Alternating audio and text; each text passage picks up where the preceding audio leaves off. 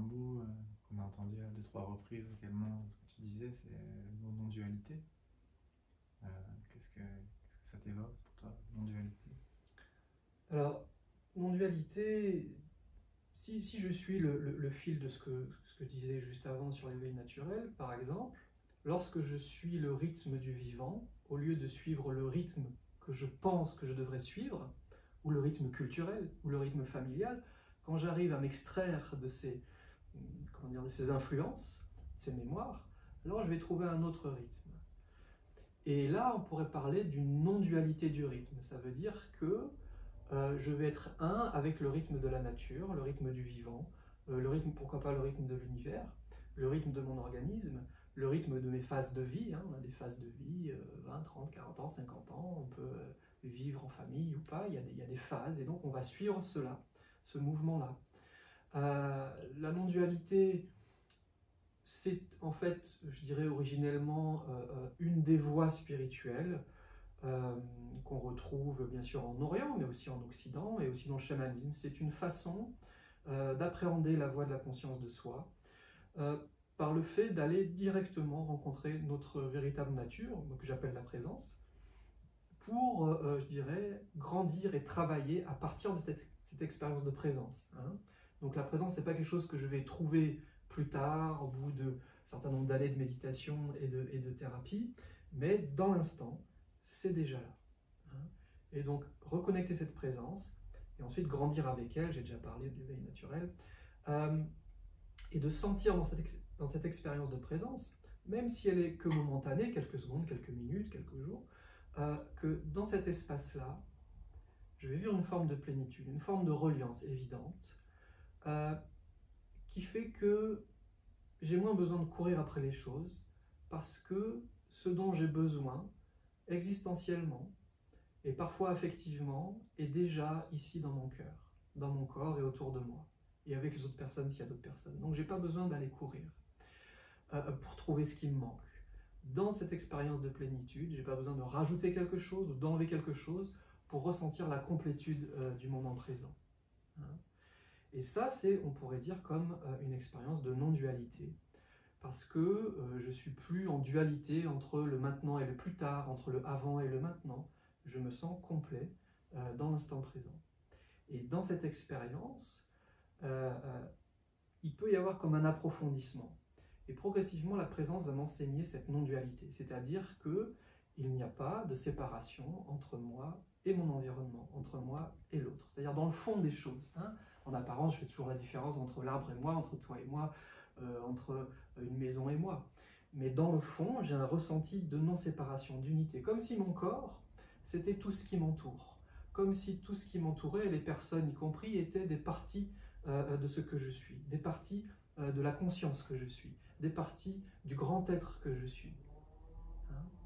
Et évidemment, cette expérience de non-dualité va remettre en question ce qu'on appelle l'illusion du moi, ou l'ego, c'est-à-dire cette croyance profonde, qui n'est pas foncièrement mauvaise, parce qu'il faut l'avoir pour grandir et se structurer, et avoir une forme d'amour-propre, et faire la différence entre soi et les autres, etc. Ça fait, pour moi, l'ego fait partie de la croissance de l'être humain, et tant mieux. Mais on peut aller plus loin dans cette évolution, et dépasser ce sentiment de séparation de l'ego, dépasser cette illusion qu'on est une personne séparée. Parce que dans le fond, et toutes les personnes qui vivent des expériences non duelles en témoignent,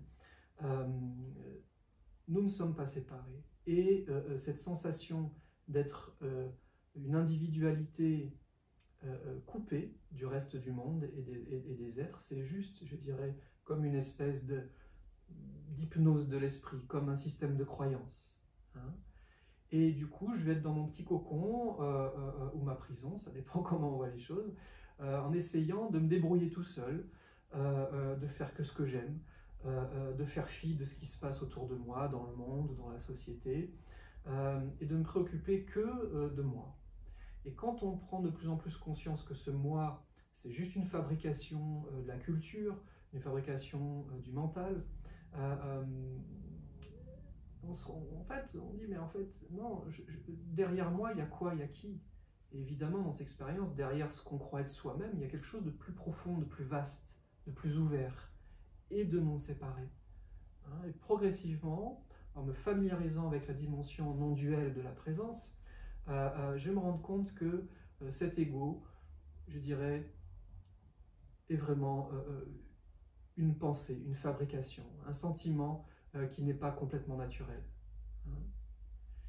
Et cette reliance, cette non-dualité que m'offre la présence va modifier ma perception des choses progressivement et aussi modifier mon comportement.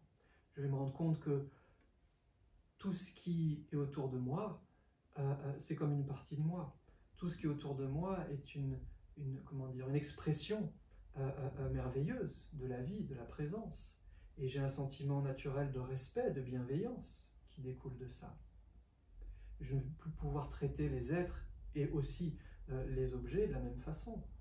Je vais me rendre compte que les objets aussi sont une partie de la présence, une expression de la présence, que tout est une partie de la présence. Et je me retrouve vraiment dans un espace avec lequel je peux être en intimité, que je me sens en adéquation aussi, et avec cette bienveillance, bienveillance, compassion, partage, c'est-à-dire que ça a de l'importance. Ce n'est pas rien, ce n'est pas n'importe quoi, ce n'est pas des choses que je vais exploiter, ce n'est pas des gens que je vais traiter comme si c'était n'importe quoi. Et cela va faire grandir mon cœur, évoluer mon cœur. Donc la non-dualité est vraiment cette dimension de nous-mêmes qui nous rappelle que dans le fond nous sommes un et que on ne peut pas continuer à faire n'importe quoi. Absolument pas. On ne va pas générer une morale qui dit il faut faire ci, il faut faire ça. Non, c'est intérieurement notre cœur, notre sensibilité, notre conscience qui va nous faire grandir et amener une autre qualité de relation avec tout l'existant et tout le réel, à commencer par soi-même, bien sûr. Et là, évidemment, il y a cette dimension d'amour qui est transformatrice, guérisseuse. Voilà. Donc là, la non-dualité, c'est un vaste sujet, mais c'est surtout un des noms, un des termes qu'on met pour vraiment parler du réel, où on a à la fois l'unité et la dualité, l'unité et la multiplicité. Dans la non-dualité, on va se fixer sur l'unité ou sur le silence. On va sentir que tout est cela, que tout est la présence, que tout est le vivant, que tout est important, que tout est relatif, bien sûr, et que on ne va pas pencher ni dans la dualité, ni dans l'unité, ni que soi, ni que les autres. On va trouver cet équilibre de la voie du milieu qui nous permet de rencontrer cette intelligence plus grande que nous, qui est en nous et qui est nous. Et en suivant cette intelligence, cet espace-là, alors on va grandir et devenir des êtres humains plus complets, plus grands. Peut-être la suite de l'évolution, je ne sais pas, on verra. Très bien, merci.